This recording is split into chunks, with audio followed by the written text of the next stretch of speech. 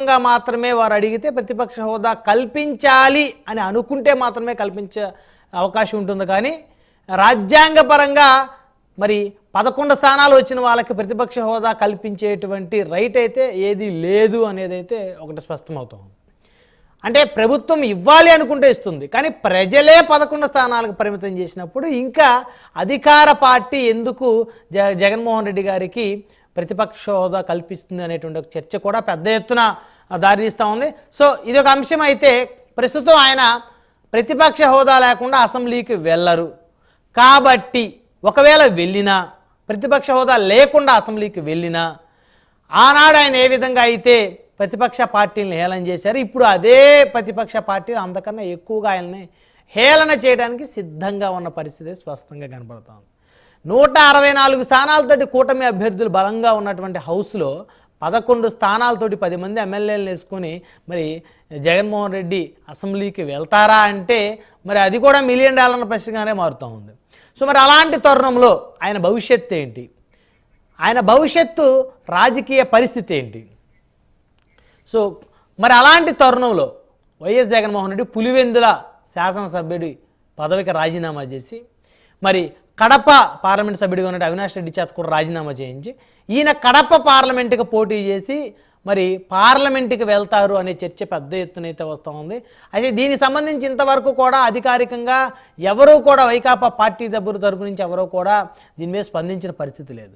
2 రోజుల క్రితం వైఎస్ఆర్ జయంతి సందర్భంగా సాక్షాత్తు రేవంత్ రెడ్డి, తెలంగాణ ముఖ్యమంత్రి రేవంత్ రెడ్డి సైతం కూడా వైఎస్ఆర్ జయంతికి మంగళగిరిలో హాజరై సో కడప పార్లమెంటు స్థానానికి ఉప ఎన్నిక వస్తుంది అని చెప్పేసి విన్నాము. ఇదే కనుక నిజమైతే కడప పార్లమెంట్లో ఉన్న ప్రతి గ్రామం నేను తిరుగుతానంటూ వైఎస్ షర్మిల పక్షాన్ని తిరుగుతానంటూ రేవంత్ రెడ్డి సంచలనమైన వ్యాఖ్యలు చేశారు. అయినప్పటికీ కూడా వైఎస్ఆర్ కాంగ్రెస్ పార్టీ తరపు నుంచి ఎవ్వరూ కూడా స్పందించిన పరిస్థితి లేదు. అంటే నిప్పు రాకుండా పొగరాదు అనేటువంటి సామెత ఎంత నిజమో రాజకీయాల్లో కూడా నిప్పు రాకుండా పొగరాదు అనేటువంటి అంశం ప్రతి ఒక్కరికి తెలిసిందే. అయితే ఇదే కనుక జరిగితే జగన్మోహన్ రెడ్డి రాజకీయ భవిష్యత్తు ఏంటి? సో వైకాపా కార్యకర్తలు రోజు రోజుకి డేలా పడుతున్న తరుణంలో జగన్మోహన్ రెడ్డి అసెంబ్లీకి రాజీనామా చేస్తాడనేటువంటి చర్చ పెద్ద ఎత్తున రాష్ట్ర వ్యాప్తంగా వస్తున్నటువంటి నేపథ్యంలో ఈ చర్చ మీద ఇది తప్ప రైటా అని ఖండించేటువంటి పరిస్థితుల్లో కూడా వైఎస్ఆర్ కాంగ్రెస్ పార్టీ లేకపోవటం దేనికి నిదర్శనం?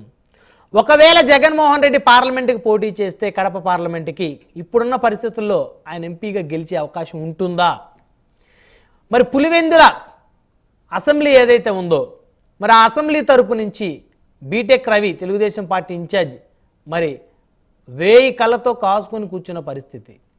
పులివెందుల అసెంబ్లీని కైవసం చేసుకోవాలని జగన్మోహన్ రెడ్డి కనుక పులివెందుల అసెంబ్లీకి రాజీనామా చేసి కడప పార్లమెంటుకి వెళ్తే సో కడప పార్లమెంట్లో ఆయన గెలిచినా ఓడినా అంశం పక్కన పెడితే పులివెందుల అసెంబ్లీ మాత్రం కేవలం మొన్న ఆయన 60,000 ఓట్లతోనే మెజార్టీతోనే గెలిచారు. కడప పార్లమెంట్ కూడా 60,000 మెజార్టీతో గెలిచారు.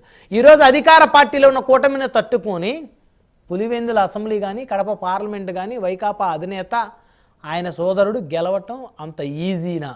ఈ అంశాలన్నీ చర్చిద్దాం. ఇదే వాళ్ళ హాట్ టాపిక్. ఆ టాపిక్లో మనతో పాల్గొనడం కోసం సింగళూరు వెంకటేష్ గారు రాజకీయ విశ్లేషకులు మరికొద్దిసేపట్లో మనతో జూమ్ కాల్లో జాయిన్ అవుతారు. అదేవిధంగా మొర్రాబ్ సురేష్ గారు గజపతి నగరం నియోజకవర్గం జనసేన పార్టీ ఇన్ఛార్జ్ మనతోటి జూమ్ కాల్లో అందుబాటులో ఉన్నారు. అదేవిధంగా పుచ్చా విజయ్ కుమార్ గారు తెలుగుదేశం పార్టీ రాష్ట్ర అధికార ప్రతినిధి మరికొద్దిసేపట్లో మనతో జూమ్ కాల్లో జాయిన్ అవుతారు. రైట్, ముందుగా మొర్రాబ్ సురేష్ గారు ఉన్నారు. సురేష్ గారితో మాట్లాడదాం. జనసేన పార్టీ సీనియర్ నాయకులు, గజపతి నగరం నియోజకవర్గం ఇన్ఛార్జ్ సురేష్ గారు, గుడ్ మార్నింగ్ అండి. సార్ మీ వాయిస్ మీట్లో ఉంది, ఒకసారి అన్మ్యూట్ చేయండి. గుడ్ మార్నింగ్ బ్రహ్మనాయుడు గారు. సో మొత్తానికి సురేష్ గారు, ఏపీ రాజకీయాల్లో సాగుతున్న ఒక చర్చ, వైకాపా అధినేత జగన్మోహన్ రెడ్డి పులివెందుల శాసనసభ్యుడి పదవికి రాజీనామా చేసి ఆయన కడప పార్లమెంట్ నుంచి పోటీ చేసి పార్లమెంట్కి వెళ్తారు, అసెంబ్లీకి రారు. ఇప్పుడున్న పరిస్థితుల్లో ఆయన సేవ్ చేసుకోవాలన్నా, ఆయనకున్న కేసుల నుంచి ఆయన బయటపడాలన్నా ఇప్పుడున్న తరుణంలో మరి కేవలం 11 మంది శాసనసభ్యులతో, అంటే ఆయనతో కలిపితే 11, ఆ 10 మంది శాసనసభ్యులను వెంట పెట్టుకొని అసెంబ్లీకి వెళ్ళినా ఆయన చేయగలిగేది ఏమీ లేదు. కాబట్టి ఒకవేళ అసెంబ్లీకి రాకపోతే ప్రజల్లో వేరే విధంగా సంకేతాలు, నెగిటివ్ సంకేతాలు వెళ్తాయి అన్నటువంటి తరుణంలో ఎలాగైనా చట్టసభలకు వెళ్ళాలి, చట్టసభలో వాయిస్ వినిపించాలనేటువంటి లక్ష్యంతో ఆయన పార్లమెంట్ వైపు చూస్తున్నారనేటువంటి చర్చ పెద్ద ఎత్తున చాపు కింద నీరులా సాగుతూ ఉంది. ఇందులో వాస్తవాలు ఎంత? ఇంతవరకు వైకాపా అయితే ఖండించలేదు. సాక్షాత్ రేవంత్ రెడ్డి సైతం కూడా ఈ చర్చను వైఎస్ఆర్ జయంతి వేడుక వేడుకల్లో తెర మీదకి తీసుకొచ్చారు. సార్ బ్రహ్మనాయుడు గారు, నేనైతే ఇది అంతగా నమ్మట్లేదు, ఇది రూమర్ అని అనుకుంటున్నాను. ఇక్కడ ప్రధానంగా మీరు ప్రస్తావించిన మాటలు ఏంటంటే, ఇక్కడ శాసనసభకి వెళ్ళి ఏమి చేసేది ఏమి లేదు కాబట్టి పార్లమెంట్కి వెళ్ళిపోదామని చెప్పి చూస్తున్నారని ఒక మాట అన్నారు. ఇక్కడ చేయలేదు, అక్కడ వెళ్ళి చేసేది ఏముందండి? అక్కడ ఏమైనా సంఖ్య ఏమైనా ఉందా? సంఖ్య ఏమీ లేదు. అలా అని చెప్పేసి ఇది పోటీ వెళ్తారని కూడా నేను నమ్మటం లేదు. ఇది రూమర్గానే భావిస్తున్నాను. అయితే ఇది ఒకవేళ నిజము అనుకుంటే మాత్రం ఎట్టి పరిస్థితుల్లో జగన్మోహన్ రెడ్డి ఉన్నది పోయే ఉంచుకున్నది పోయే అనే సందంగా వెళ్ళిపోతారు ఆయన. ఎందుకంటే కడపలో ఏడు స్థానాలకు గాను 5 స్థానాలు ఎన్డీఏ కూటమి గెలిచింది, 2 స్థానాలు వీళ్ళు గెలవడం జరిగింది. ఆ 2 స్థానాల్లోనే వీళ్ళకి మెజారిటీ వచ్చింది. జగన్మోహన్ రెడ్డి ఇది ఏదైతే అవినాష్ రెడ్డి ఎంపీకి ఏదైతే ఉందో ఈ 2 నియోజకవర్గాల వల్ల ఆయనకు మెజారిటీ వచ్చి బయటపడడం జరిగింది. అంటే గతంలో 3 లక్షలు 4 లక్షల ఓట్లు ఉన్న నియోజకవర్గంలో ఈరోజు 60,000కి పడిపోయింది. అంటే అక్కడ వీళ్ళు వెళ్ళి మళ్ళీ ఏదో గెలిచేస్తారు అని చెప్పేసి ఆశ అయితే లేదండి. ఎందుకంటే అధికారంలో ఉండంగా జరిగిన పరిణామం ఇది. ఈ రోజు బొక్కబారులో పడ్డిన తర్వాత మళ్ళా జగన్మోహన్ రెడ్డి వెళ్తే అక్కడ జనాలు ఓటేస్తారనడానికి లేదు. పబ్లిక్ ఎవరు అధికారులు ఉంటే అటు 3 వెళ్ళిపోతారు కాబట్టి ఈసారికి అది కూడా పూర్తి 0 చేసేస్తారు. సో దానికి అవకాశం లేదు.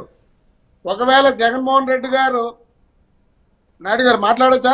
కంటిన్యూ చేయండి మాట్లాడండి. అయితే జగన్మోహన్ రెడ్డి గారు అక్కడికి వెళ్ళడానికి ఆలోచన ఏదైనా ఉంది అంటే నేను భావిస్తున్నాను ఒకవేళ నిజమైతే అండి. ఎందుకంటే పార్లమెంట్ లో కూర్చుంటే అక్కడ ప్రధానమంత్రి, మంత్రులు, పెద్దలందరూ కూడా దగ్గరగా ఉండి ఆయన కేసుల గురించి మాట్లాడుకునే ఎక్కువ సమయం దొరుకుతుంది కాబట్టి లాబింగ్ చేసుకోవడానికి మంచి అవకాశం అయితే దొరుకుతుందండి. అయితే లాబింగ్ ఎంతవరకు ఉపయోగపడుతుంది అనేది నాకు తెలియదు, కానీ ఈయన ఢిల్లీకి దగ్గరగా ఉండడానికి అదొక మంచి అవకాశం. సో ఆ దిశగా ఏమైనా ఆలోచిస్తున్నాడా అనేది ఒకటి.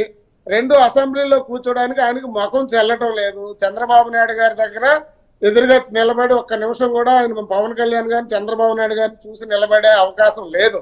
ఎందుకంటే ఆయనకి రాజరిక బుద్ధులు ఉన్నాయి కాబట్టి ఆయన ఒక రాజుగా ఫీల్ అవుతాడు కాబట్టి అక్కడ మైనారిటీగా ఎప్పుడు ఆయన ఫీల్ అవ్వడానికి ఆయన ఒప్పుకోడు.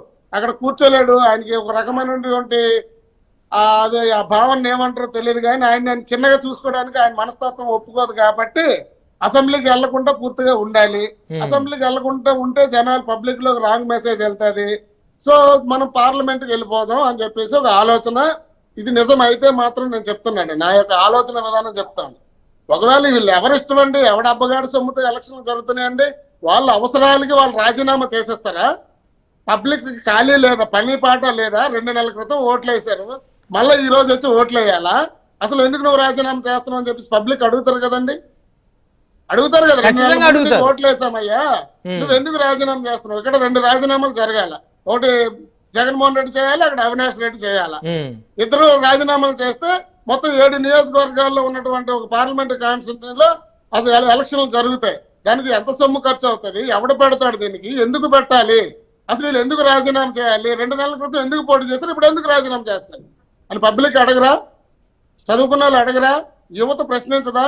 అంటే నీ కేసుల నుంచి బయటకు రావడానికి, నువ్వు బాగుండడానికి మాత్రమే ఈ ఎలక్షన్ విధానాన్ని, రాజ్యాంగాన్ని, ఈ వ్యవస్థలన్నీ వాడుకుంటామని చెప్పేసి ప్రతి ఒక్కరు క్వశ్చన్ చేయరా బ్రహ్మనాయుడు గారు? ఖచ్చితంగా చేస్తారు. అయితే ఇక్కడ ఇంకొకటి ఉంది. అయితే జగన్మోహన్ రెడ్డి గారు కేసులు ఉన్నాయి కాబట్టి అక్కడ వెళ్ళి కూర్చొని ఏదో సెటిల్ చేసుకోవడానికి వెళ్తున్నాడు అంటే ఓకే. మరి అవినాష్ రెడ్డి గారికి కూడా కేసులు ఉన్నాయి కదా. అవినాష్ రెడ్డి గారికి మరి ఆ మాత్రం భయం లేదా? ఆయన ఎంపీగా ఉంటే ఆయన ప్రొటెక్షన్ ఉంటుందా? ఆయన మీద పెద్ద ఆరోపణలు ఉన్నాయి, పెద్ద ఆరోపణలు ఆయన మీద ఉన్నాయి. నిజంగా మీరు ఇది ఉండేటప్పుడు ఆయనకు కూడా ఎంపీగా ఉంటే రేపు పొద్దున్న నన్ను అరెస్ట్ చేయాలంటే కూడా సభాపతి ఆమోదం కావాలి, పార్లమెంట్ సభాపతి ఆమోదం కావాలి, కాబట్టి నేను ఎంపీ నానే ఉంచుకుంటానని చెప్పేసి ఆయన అనడా? ఈ జగన్మోహన్ రెడ్డి గారు అడగంగానే అన్ని చెప్పాడు కాబట్టి నేను రాజీనామా చేసేస్తున్నాను. ఏమన్నా రాజీనామా పార్టీ అధినేత జగన్మోహన్ రెడ్డి గారు కదా. అధినేత అయితే అధినేత ఎవరికండి? అయిపోయింది. ఎప్పుడైతే నువ్వు సీఎం గా గెలవలేకపోయావో, అంత దరిద్రమైన నెంబర్కి ఎప్పుడైతే పడిపోయావో, ఆల్రెడీ జగన్మోహన్ రెడ్డి గారు అనే ఒక ఎమ్మెల్యేగానే చూస్తున్నారు. చాలా మంది ఎమ్మెల్యేలు కూడా ఇప్పుడు ఆయనకు గౌరవం ఇచ్చే పరిస్థితిలో లేదు. ఓడిపోయిన ప్రతి ఎమ్మెల్యే కూడా బయటకు వచ్చి ఈ రోజు నిర్మమాటంగా చెప్తున్నారు, ఈ జగన్మోహన్ రెడ్డి గారి వల్లే మేము ఓడిపోయాము, ఈ జగన్మోహన్ రెడ్డి వల్లే ఓడిపోయామని చాలా మంది బయట చెప్తున్నారు. అంత మాత్రం ఇప్పుడు అవినాష్ రెడ్డి వాళ్ళేమి తక్కువేం కాదండి. అవినాష్ రెడ్డి వాళ్ళ నాన్నగారు భాస్కర్ రెడ్డి గారి గురించి నేను అక్కడక్కడే విన్నది చెప్తున్నాను మీకు. ఆయన చాలా గట్టి వ్యక్తి. జగన్మోహన్ రెడ్డి గారికి ఆయన దగ్గర భయం అనేది కూడా నాకు తెలుసు, విన్నాను నేను అక్కడక్కడ. అంటే జగన్మోహన్ రెడ్డి గారికే భయమా? ఏమండి, జగన్మోహన్ రెడ్డి గారే అవినాష్ రెడ్డి గారు వాళ్ళ నాన్నగారిని చూసి భయపడుతున్నారా? అవునండి. అక్కడ గతం నుండి ఉన్నదే వాళ్ళ ప్రొడక్షన్ అవన్నీ పెట్టుకోవడానికి కారణం ఏంటంటే జగన్మోహన్ రెడ్డి గారు, నేను విన్నది చాలా దగ్గర విన్నాను పెద్దల దగ్గర, అసలు ఎంత ప్రొడక్షన్ ఎందుకు పెట్టుకుంటాడు, చుట్టూ ఎందుకు ఎప్పుడు భయంతో ఉంటాడు, పరదాల చాటున ఉంటాడంటే పబ్లిక్ లోంచో ప్రతిపక్షాల్లోంచో ఏదో ఆయన మీద అత్యాయత్నం చేస్తారనో ప్రాణాన్ని ఉందని కాదండి. వాళ్ళలో వాళ్ళ కుటుంబీకుల్లోనే ఆ యొక్క రకమైన మనుషులు ఉన్నారని జగన్మోహన్ రెడ్డి గారు ఎప్పుడు భయపడుతుంటారు. అంత మాత్రాన ఇప్పుడు అవినాష్ రెడ్డి గారు నాన్నగారు చెప్పుకుంటే ఏ నిర్ణయం తీసుకోలేడు. భాస్కర్ రెడ్డి గారు దానికి ఒప్పుకోరు. ఈయన ఒకవేళ నువ్వు నేను ఈయన ఒకవేళ పార్టీ అధినేత ఏమన్నా నేను ఎంపీ పదవి నేను తీసే శక్తి ఉందా ఆయనకి ఏమైనా? జగన్మోహన్ రెడ్డికి లేదు కదా. రాజ్యాంగపరంగా ఆయన జనాలు గెలిపించారు, ఆయన ఎంపీగా ఉంటాడు. ఆయన రాజీనామా చేస్తే ఎలక్షన్ వస్తుంది తప్ప రాజీనామా చేయకుండా ఎలక్షన్ రాదు. ఇంకోటి మూడో విషయం ఏంటంటే సార్, ప్రధానంగా ఆలోచించాల్సింది, ఇది రూమర్ అయితే బాగుండు, ఒకవేళ జగన్మోహన్ రెడ్డి గారి ఆలోచన విధానం కూడా ఎవరు ఊహించలేని విధంగా ఉంటది. అది కూడా నిజము కూడా కావచ్చు. ఎందుకంటే సీఎం లాంటి వ్యక్తులు మాట్లాడుతున్నారంటే ఏదో సోషల్ మీడియాలో వచ్చింది మాట్లాడుతున్నారా లేకపోతే ఏంటని నాకు తెలియదు. కానీ ఒకవేళ ఆలోచన వస్తే కూడా ఆ యొక్క ఆలోచన విధానం ఉంటది ఆయనకి. ఎందుకంటే ఆయనే మాత్రం సుపీరియర్ గా ఉండాలి, నేను చెప్పింది అందరూ వినాలి. రేపు పొద్దున చంద్రబాబు నాయుడు కూడా ఈయన మాట వినాలనే ఆలోచన ధోరణితో ఉంటాడండి. కాకపోతే మన రాజ్యాంగం అది కల్పించలేదు కాబట్టి, ప్రజాస్వామ్యంలో ఆయనకి అది కుదరలేదు కాబట్టి ఆయన పరిస్థితి ఆ రకంగా ఉంది. ప్రధానంగా ఎలక్షన్లు అనేది పబ్లిక్ కాల్ఫర్ చేస్తే నువ్వు రాజీనామా చేయాలా. ఏదైనా జరగరాంది నీ యొక్క హయాంలో ఏదైనా జరగరాంది జరిగితే పబ్లిక్ నిన్ను ఆల్రెడీ వ్యతిరేకత వస్తుంది కాబట్టి, లేదంటే దానికి బాధ్యతగా నువ్వు రాజీనామా చేయాలి తప్ప నువ్వు దేని గురించి నువ్వు రాజీనామా చేస్తావు, పబ్లిక్ ఏ రకమైన మెసేజ్ ఇస్తావు, ఏం అడగగలుగుతావు నువ్వు, ఏం చెప్పగలుగుతావు నువ్వు? ఇది రాంగ్ అని నా ఉద్దేశం అండి బ్రహ్మనాయుడు.